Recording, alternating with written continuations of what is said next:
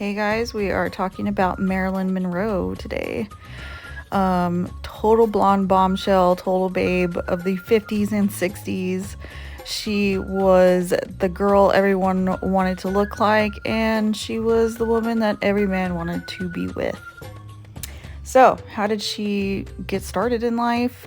She was not born Marilyn Monroe. She was born Norma Jean Mortensen. She was born to a pretty poor family, and she spent a lot of time in and out of foster care and different relatives' houses, things like that. When she was 16, she met the neighbor, and he was named James Doherty. He was like one of those everyday blue collar kind of guys, and so instead of going into foster care, she posed as, the housewife. They were doing the normal everyday thing. And when she started getting into Hollywood, it was very customary for you to take a stage name. So she chose Marilyn after Marilyn Miller, who was a Broadway actress that she totally admired. Of course, another blonde. And then she chose Monroe because that was her mother's maiden name. Well, old James couldn't handle her, not wanting to be the barefoot and pregnant type. So they got divorced after like 3 months, but his loss. Let that little songbird fly, my friends. So after she got that first contract, which started the whole Marilyn Monroe, she worked another one, and they were pretty small roles. They didn't get much publicity. She was scarce for work. And she needed some money, so she posed nude in her infamous nude calendar for $50. I mean, really back then, like, we didn't think anybody was going to see it. Wasn't going to be a big deal. She just needed some money. So let's just remember that $50 that she made, because we're going to circle back to that in a second. A few years later, she got back into acting hard, and she was making a lot of money, becoming the it girl that we all know and love. Well, at the height of this, the fact that she posed nude for this calendar got leaked.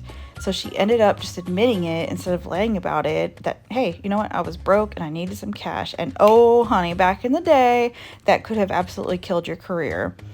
So thankfully, most of America was pretty understanding and gave her a pass. It skyrocketed her career, obviously. It was driving men crazy. They loved her so much. And all it did was make her name bigger. Because if you think about it, I mean, we didn't really have like porn out yet then. We didn't have porn mags, nothing like that. Porn mags, nags.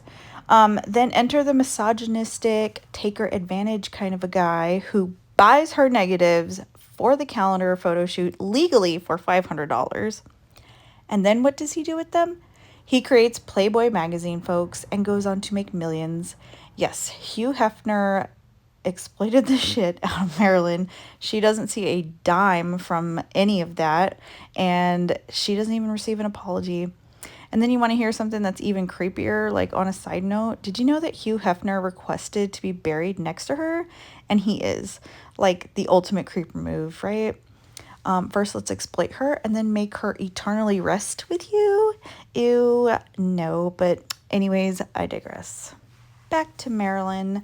She played that dumb blonde game to a T, and that's what people wanted to see from women on film at that point in time. Be sexy and dumb. And she was it. We were happy as a people at the time because we had just won World War II, and we didn't have time for nothing but smiles. Like, we were living our best life. Her IQ and her wit were really, really high, but most people didn't see that because back then, as I'm sure now is too still, but very much back then, you were expected to be the same persona you played on camera. So she was dumb blonde Marilyn on 24/7. She made sure that she was that person too. Anytime they needed her to be Marilyn Monroe, she was. And it paid off for her career. I mean, she capitalized on it. And as a result, women across the country were starting to think about their roles in society very differently. Like, as a collective, we really embraced what she was selling. So, while America was in the infancy of their modern day sexual revolution, Marilyn remarried to Joe DiMaggio, and he was a hotshot Yankees player who had been retired. And who better to have on your arm as Mr. Hotshot than the hottest little lady in Hollywood, right?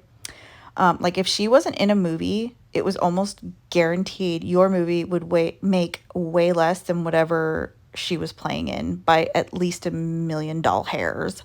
And in the 50s, $1 million went a lot further. Just saying. Which was all good for old Joe, for the whole like less than a year than they were married. You know, he had his headlines, but word on the street was is he just couldn't handle how sexy she had become. The infamous great scene, you know, like great grate, you know, the one with her dress blowing up and everything, that was for a movie and it was shot publicly, as a publicity stunt for the upcoming film. It worked apparently too well because somebody's ego couldn't take it and they filed for divorce. And some say that really is where the start of the push on her mental health actually started. So she had a lot of childhood trauma start bubbling to the surface. And these are things that, you know, we just didn't understand even needed to be addressed, you know? So can you imagine her like combating like this superstardom, you know, mental health issues start arising from things just being thrown at you from every way, shape, and form. And in America, like, we were all happy. So even if she was not feeling good, you're not allowed to talk about that. So they just started prescribing her pills and, you know, alcohol and things like that. So she was really kind of leaning into that. She ended up getting married to Arthur Miller. And for those of you who don't know who he is, he's the guy that wrote The Crucible and Death of a Salesman, you know, the ones that you had to read and watch and stuff in high school over and over, which he gets accused of being a commie. And, you know, back then in the 60s, we were all afraid the commies were going to drop nukes on us. So that happened. And then it led to them wanting to get a divorce. They started having problems on set, things like that.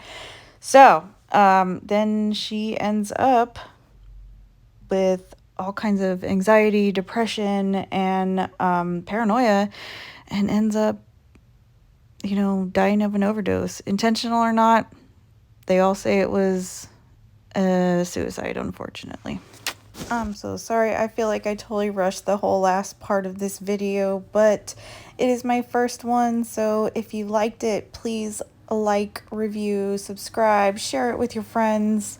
And I will be coming up with my next blonde blah blah. Maybe I can learn to talk before then. My next blonde bombshell. So stay tuned, and thank you so much for watching me draw Miss Marilyn Monroe.